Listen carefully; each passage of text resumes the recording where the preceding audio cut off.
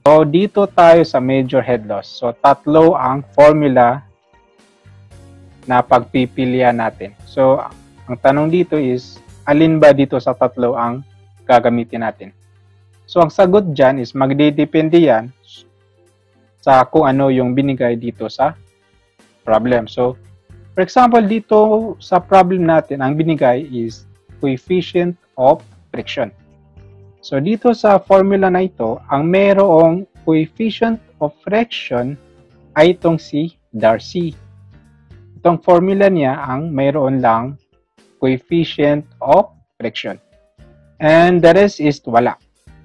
So, therefore, ang gagamitin natin na formula ay formula ni Darcy.